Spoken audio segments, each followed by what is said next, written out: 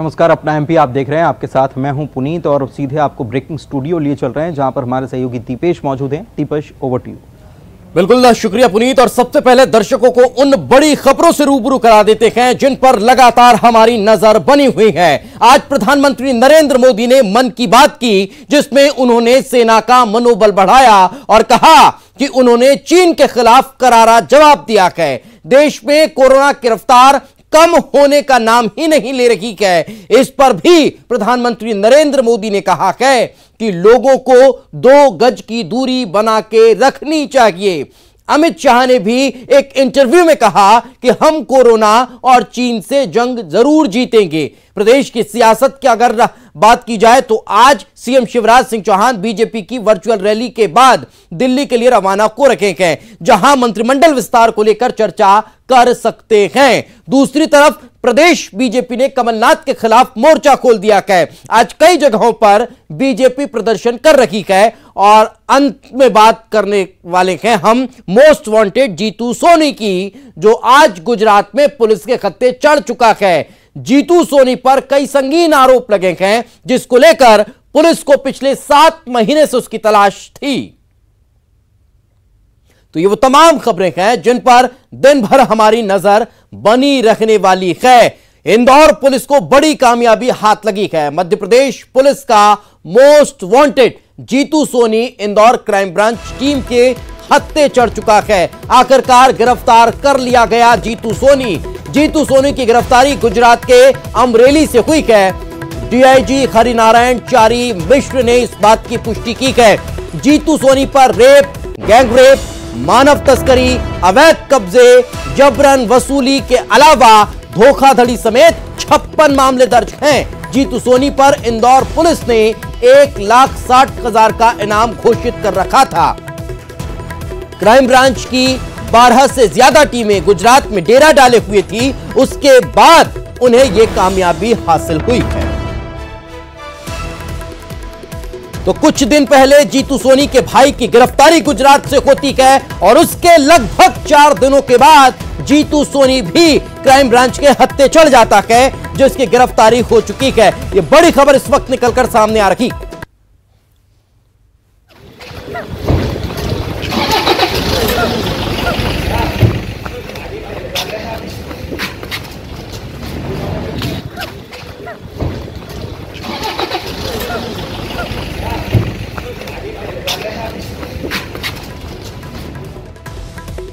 तो लंबे समय से तलाश जीतू सोनी की जा रही थी और जीतू सोनी की तलाश में लगातार छानबीन की जा रही थी, खाक छानी जा रही थी, लेकिन गुजरात से जीतू सोनी की गिरफ्तारी हो पाई है। कई इस तरह के अवैध कारोबार, कई इस तरह के अवैध गोरख धंधे जिनमें जीतू सोनी संलिप्त था, या फिर यह कह लीजिए कि उसी की देखरेख में ये तमाम गोरख धंधे चलाए जा रखे थे, जिसके बाद से जांच पड़ताल तेज हुई, तलाश की जा रही थी और अब जाकर इसे गिरफ्तार किया गया।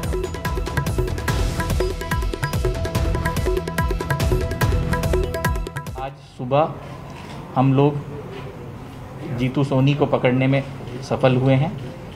अमरेली जिले से गुजरात में इनको गिरफ्तार किया गया है। पुलिस के पास सूचना भी थी कि इनके पिताजी की पुण्यतिथि है और उसके अलावा हमारा दूसरे इंटेलिजेंस सोर्सेज से भी हमारे को इन्फॉर्मेशन वेरीफाई हुई।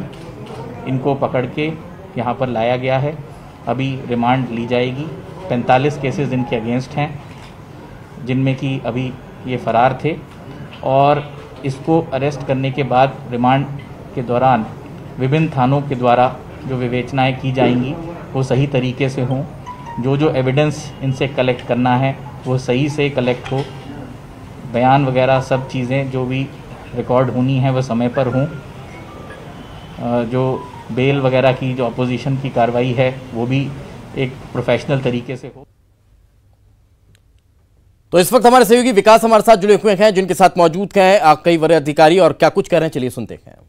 गिरफ्तारी करने में सफलता हासिल। तो कुछ पता चला कि फरारी में कौन कौन मददगार थे इसके? क्योंकि 6 महीने से ज़्यादा की फरारी है तो पुलिस अभी प्रारंभिक पूछताछ में ये जानकारी नहीं ले पाई है, लेकिन निश्चित तौर पे आने वाले जब अभी रिमांड पे पुलिस अभी न्यायालय में पेश करके रिमांड पर लेगी, उसके बाद से पिछले दिनों में कहाँ कहाँ पे क्या किसने मदद की, उन बातों की भी जानकारी निकाली जाएगी। सर, कुछ अन्य मामले भी कुछ जांच में पेंडिंग हो जिसमें ऐसा कयास लगाया जाए कि उन पर भी प्रकरण दर्ज किया जा सकता है, कुछ और संख्या बढ़ेगी क्या?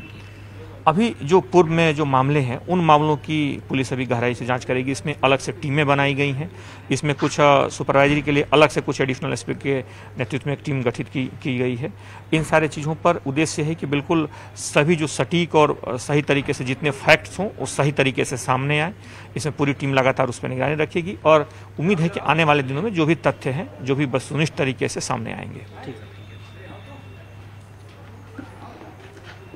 बिल्कुल विकास साहब, अब हम आपसे ये भी जानना चाह रहे हैं, हरिनारायण चारे मिश्र ने इस पूरे मामले को लेकर कई बातों का जिक्र किया है, क्या क्या महत्वपूर्ण बातें उन्होंने इस पूरे मामले को लेकर बताई हैं?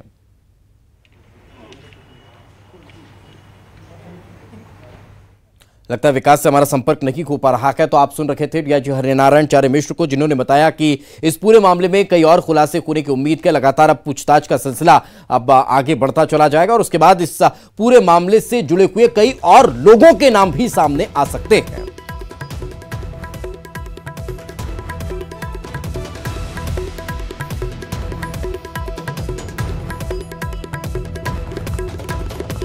मोस्ट वांटेड जीतू सोनी, जिसके कई ठिकानों पर इंदौर में दबिश दी गई थी, जिसके कई ठिकानों को अब जांच पड़ताल में लिया गया था। अब आप उसे उस नजरिए से फिर अब देख लीजिए कि डिस्को बार और तमाम तरह की जो गतिविधियां हैं इसके द्वारा संचालित की जा रही थी और जब कार्रवाई हुई तो फिर ये फरार हो गया, जिसके बाद से इसकी तलाश की जा रही थी और अब जाकर इसकी गिरफ्तारी हो पाई। तो बड़ी कार्रवाई जीतू सोनी के कई ठिकानों पर देखने को मिली थी और लंबे समय से इसकी तलाश की जा रही थी, जिसकी अब गिरफ्तारी हो पाई। आपको बता दें कि बड़ी खबर ये निकलकर सामने आ रही है, तकरीबन 12 से ज्यादा टीमें जीतू सोनी को तलाशने के लिए गुजरात में डेरा डाले हुए थी और उसके बाद अब जीतू सोनी की गिरफ्तारी हो पाई है। जीतू सोनी की गिरफ्तारी के बाद अब बड़ा खुलासा किया जा रहा है और उम्मीद की जा रही है कि इस पूरे मामले को लेकर कई और बड़े खुलासे हो सकते हैं। साथ ही ये भी बताया जा रहा है कि इस पूरे मामले में कई लोगों के नाम भी उजागर हो सकते हैं। तो भगोड़ा कारोबारी जीतू सोनी अब पुलिस गिरफ्त में है। हनी ट्रैप और मानव तस्करी समेत तकरीबन 56 ऐसे मामले हैं जिनको लेकर अब जांच पड़ताल और तेज होगी। तो आगे बढ़ते हैं, एक और बड़ी खबर इस वक्त भोपाल से मिल रही है। सीएम शिवराज आज दिल्ली रवाना होने वाले हैं। थोड़ी देर में दिल्ली के लिए रवाना सीएम होंगे। प्रदेश अध्यक्ष वीडी शर्मा और सुहास भगत भी उनके साथ मौजूद रहेंगे। केंद्रीय नेतृत्व से तीनों नेताओं की मुलाकात होगी और इस मुलाकात में मंत्रिमंडल विस्तार को लेकर चर्चा की जाने वाली है। मंत्रिमंडल विस्तार को लेकर मध्य प्रदेश के नेताओं के द्वारा जो सूची तैयार की गई, उस सूची को अंतिम मुहर इस दिल्ली दौरे के दौरान लग सकती।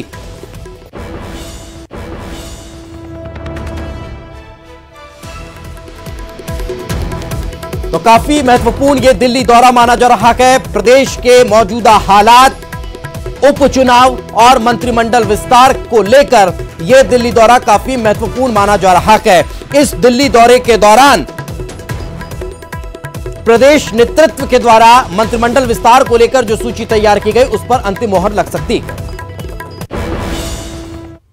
अब मंत्रिमंडल विस्तार हो रहा है, लेकिन इस मंत्रिमंडल विस्तार में किन चेहरों को जगह मिलती है, उससे इतर नाराज विधायकों की नाराजगी को दूर करने के लिए भी बीजेपी ने नया प्लान तैयार कर लिया है। विधायकों की नाराजगी को दूर करने के लिए अब बीजेपी नया फॉर्मूला अपना रही है और जिला सहकारी बैंकों के अध्यक्षों के पद पर विधायकों और सांसदों को नियुक्ति दी जा सकती है। सहकारिता विभाग ड्राफ्ट तैयार कर रहा है। विधानसभा के मॉनसून सत्र में यह बिल लाया जा सकता है। नाराज विधायकों को नियुक्ति देकर उन्हें खुश किया जा सकता है। तो अब कहीं ना कहीं ये कवायतें भी तेज हो गई हैं और इस खबर से इस बात को भी समझा जा सकता है कि वाकई में बीजेपी के पास अब चुनौती बड़ी है कि किसे नवाजा जाए, किसे समझाया जाए और किसे खुश रखा जाए। तो ये चुनौती को पार पाने के लिए एक नया फॉर्मूला बीजेपी ने इजाद कर लिया है। तो और ज्यादा जानकारी के साथ हमारे सहयोगी शरद हमारे साथ जुड़ चुके हैं। शरद, सवाल यही कि बीजेपी को भी अंदाजा है कि मंत्रिमंडल विस्तार हुआ तो कई विरोधियों के, कई अपनों के विरोधी स्वर भी प्रस्फुटित होने लगेंगे। उन्हें कैसे शांत किया जाए? तो मंत्रिमंडल विस्तार से पहले ही एक बड़ी खबर निकलकर यह सामने आ गई कि आपको सहकारी बैंकों में, निगम मंडलों में और तमाम जो मंत्री लायक पद हैं उनमें आपको जगह दे दी जाएगी। यही कवायद है। बिल्कुल, देखिए दिपेश, आपने सही कहा है। सरकार की जो कोशिश है और बीजेपी की भी ये कोशिश है कि मंत्रिमंडल विस्तार जब हो तो इस बात की जब संभावना रहे कि कुछ लोग नाराज हो सकते हैं तो फिर उनकी एडजस्टमेंट आखिरकार कैसे और कहां की जा सकती है।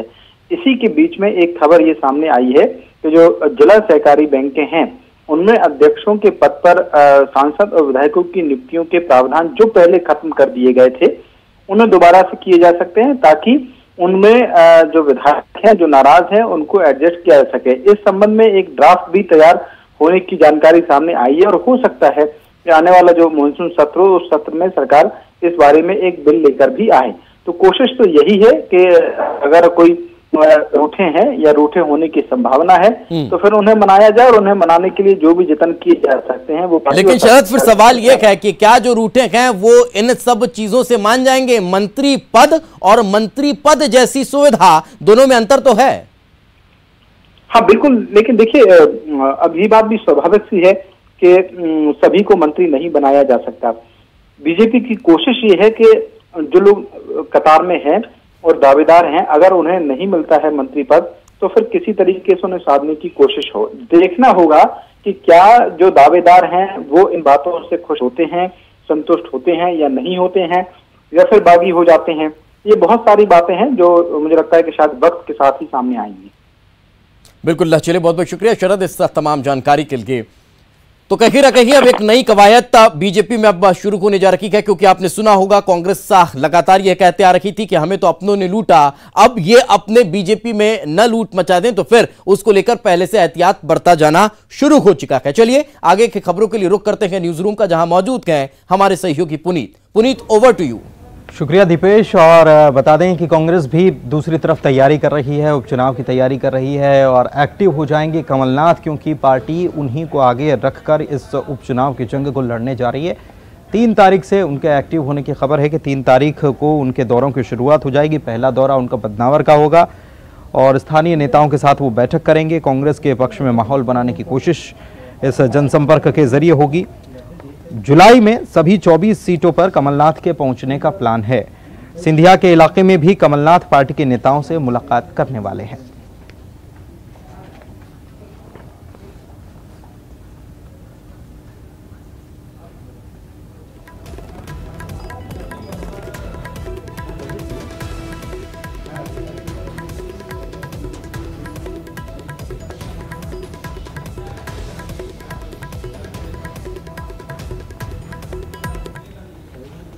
मीडिया से सुना है कि पूर्व मुख्यमंत्री कमलनाथ जी जो पीसीसी के अध्यक्ष हैं 24 विधानसभा जहां उपचुनाव होने हैं दौरे पर निकलने वाले हैं।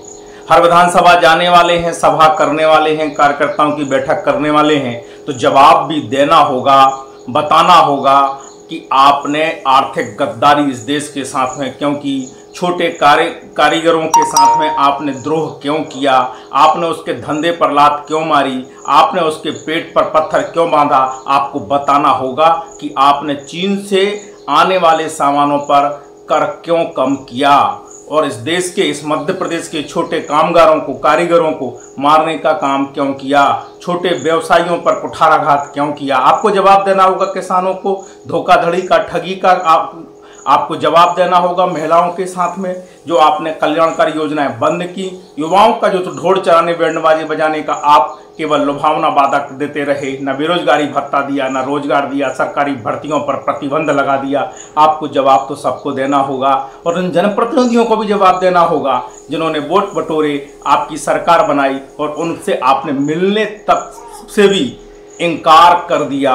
जवाब तो आपको देना होगा और 24 विधानसभा जाइए जनता के बीच में माफी मांगिए, जवाब दीजिए। भारतीय जनता पार्टी सीधी सीधी मांग आपसे करती है कि जवाब तो आपको देना होगा।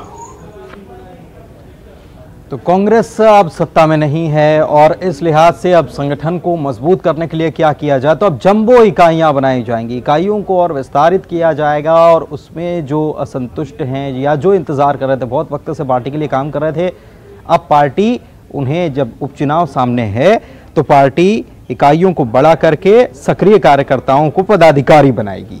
इनको संतुष्ट करने की कार्यकर्ताओं को कवायद है पार्टी की तरफ से। ग्वालियर चंबल इलाके में नई जिला इकाइयों में बड़ी संख्या में पदाधिकारी नियुक्त किए जाएंगे।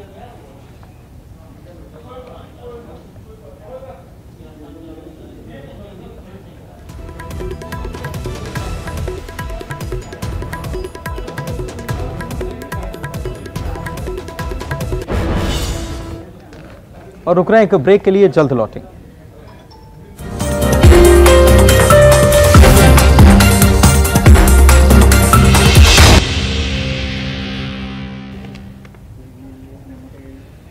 ब्रेक के बाद एक बार फिर आपका स्वागत और चलिए एक और बड़ी खबर का जिक्र कर लेते हैं। छिंदवाड़ा से इस वक्त बड़ी खबर मिल रही है। बीजेपी और कांग्रेस कार्यकर्ताओं के बीच झड़प हुई है। पूर्व सीएम कमलनाथ के पुतला दहन पर कांग्रेसी भड़क गए और बीजेपी ने पीसीसी चीफ कमलनाथ के खिलाफ प्रदर्शन किया।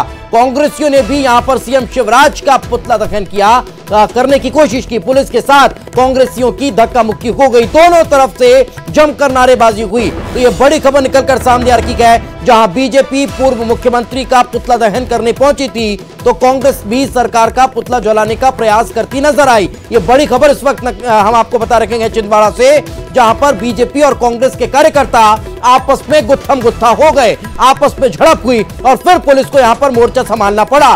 पुलिस ने यहां पर इन कार्यकर्ताओं को खदेड़ने की कोशिश की, लेकिन बीजेपी और कांग्रेस के कार्यकर्ता यहां पर एक दम से आमने सामने होते हुए नजर आए। और इस वक्त हमारे सहयोगी राजेश करमले हमारे साथ जुड़ चुके हैं। राजेश, क्या ताजा जानकारी, क्या पहले से प्रशासन को इस बारे में जानकारी नहीं थी कि एक जगह बीजेपी का प्रदर्शन है तो दूसरी जगह कांग्रेस का कराया जाए? जी बिल्कुल, देखिए ये पूर्व निर्धारित कार्यक्रम था भाजपा का। लगातार इस बात की सूचनाएं उन्होंने पुलिस को दी थी, इंतजाम भी किए थे, लेकिन कांग्रेस ने जो पुतला दहन किया वो थोड़ी कुछ दूरी पे किया था। कांग्रेस ने विरोध स्वरूप पुतला जलाया था। कांग्रेसियों का कहना साफ तौर पे था कि उनके नेता का पुतला जबरदस्ती जलाया जा रहा है, बेवजह आरोप लगाए जा रहे हैं, वो इसे कतई बर्दाश्त नहीं करेंगे। और ये एक मौका था जब उन्होंने भी पुतला दहन किया मुख्यमंत्री शिवराज सिंह चौहान का, और इसी बात को लेकर पुलिस से उनकी नोकझोंक हुई है। कांग्रेसियों की भी और बीजेपी की भी पुलिस से नोकझोंक देखने को मिली है। जी, क्या इस पूरे मामले के बाद कोई शिकायत किसी के खिलाफ दर्ज की गई या फिर यह मामला अपने आप ही शांत होता नजर आया? जी देखिए, पुलिस ने कुछ समय तक तो हल्का बल प्रयोग किया, खदेड़ा कार्यकर्ताओं को। दोनों तरफ से किसी तरह का कोई मामला दर्ज नहीं किया गया। अलबत्ता हिदायत जरूर दी गई है कि इस तरह के आंदोलन बर्दाश्त नहीं किए जाएंगे। इसके बाद पूरी तरीके से मामला शांत हो गया। जी चलिए, बिल्कुल, बहुत बहुत शुक्रिया इस तमाम जानकारी के लिए।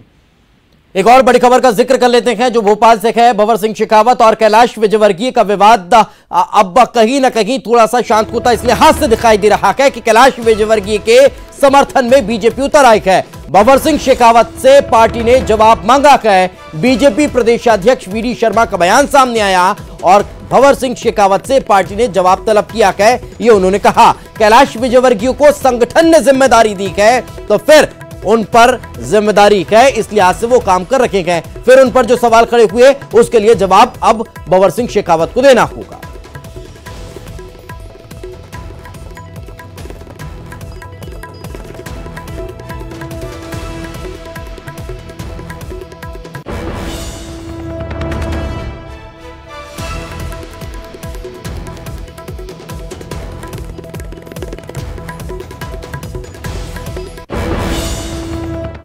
तो मध्य प्रदेश की बीजेपी में कहीं ना कहीं अब ये उथल पुथल नजर आ रही है, लेकिन चलिए बाकी और कई खबरें हैं जिनके लिए रुख करते हैं हमारे सहयोगी पुनीत का।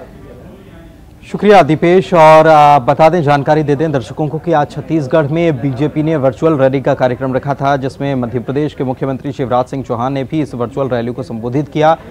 और जो मोदी सरकार का जो दूसरा कार्यकाल का 1 साल पूरा हुआ है, इसको लेकर उन्होंने उपलब्धियां गिनाई और साथ ही साथ कांग्रेस को आड़े हाथों लिया और चीन के मामले पर कहा है कि जो परिस्थिति जो कुछ भी हो रहा है उसके लिए कांग्रेस जिम्मेदार है। और कमलनाथ को उन्होंने यहाँ भी निशाने पर लिया।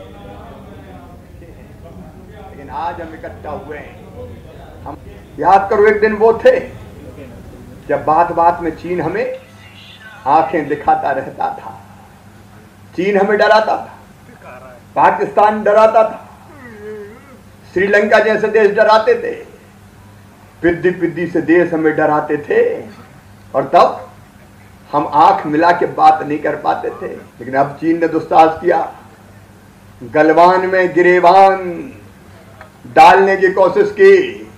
वो भूल गया कि 62 का भारत नहीं है, ये नरेंद्र मोदी जी का भारत है।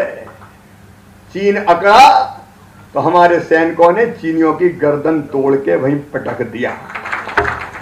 भारत और चीन विवाद के लिए कोई जिम्मेदार थे तो पंडित जवाहरलाल नेहरू जिम्मेदार थे। कश्मीर में धारा 370 अगर कोई जिम्मेदार थे तो पंडित जवाहरलाल नेहरू जिम्मेदार थे। आंख में आंख मिला के बात करो कांग्रेसियों, कौन ने कश्मीर में धारा 370 लगाई? एक देश में 2 निशान, 2 विधान, 2 प्रधान, कौन ने इसका प्रावधान किया? हम भारतीय जनता पार्टी के लोग नहीं कह रहे, मीडिया की रिपोर्ट्स कह रही है कांग्रेस पार्टी को 90 लाख रुपए का डोनेशन दिया, इस चीन ने दिया। राजीव गांधी फाउंडेशन ने रिसर्च के माध्यम से फ्री ट्रेड की वकालत की। यह है चीन का और कांग्रेस पार्टी का गुपचुप समझौता। कांग्रेस के एक परिवार की गलती के कारण 43,000 वर्ग किलोमीटर जमीन आज भी चीन के कब्जे में गई है। कांग्रेस को तो देश से माफी मांगनी चाहिए। जब वो वाणिज्य मंत्री थे तो उन्होंने आयात कर में 40 से लेकर 200% तक की छूट दी थी कि आओ चीन वालों, माल डंप करो और लूट के ले जाओ हिंदुस्तान को। ये कमलनाथ कलंकनाथ हैं, कलंकनाथ। लेकिन धन्य नरेंद्र मोदी जी एक झटके में धारा 370 समाप्त करके फेंक, एक झटके में सुप्रीम कोर्ट से फैसला हो गया और भगवान राम की जन्मभूमि अयोध्या में भव्य मंदिर के निर्माण का मार्ग प्रशस्त हो गया। चलिए आगे बढ़ते हैं। मध्य प्रदेश बीजेपी के अध्यक्ष वीडी शर्मा ने न्यूज़ 18 से कई मसलों पर खुलकर बातचीत की। न्यूज़ 18 मध्य प्रदेश के सीनियर एडिटर प्रवीण दुबे से उन्होंने बातचीत करते हुए बेटियों के मसले पर जीतू पटवारी को क्या नसीहत दी, देखिए। पटवारी जिस प्रकार का छदम नेतृत्व जिसको कहते हैं ना, कि जो आपके मन के अंदर भावनाएं महिलाओं के प्रति कैसी है, बेटियों के प्रति कैसी है। शशांक भार्गव जी ने जो कहा महिलाओं के प्रति आपकी किस प्रकार की भावनाएं, उन शब्दों का मैं उपयोग नहीं करना चाहता हूं, लेकिन आप इस प्रकार के शब्दावली का उपयोग करके आपने जो करने का प्रयास किया है, भारत की उस मातृ शक्ति का आपने अपमान किया है, उन बेटियों का अपमान किया है कि जिन बेटियों के कारण से ही जीवन है, इन बेटियों के कारण से ही दुनिया है। अगर बेटियां नहीं होंगी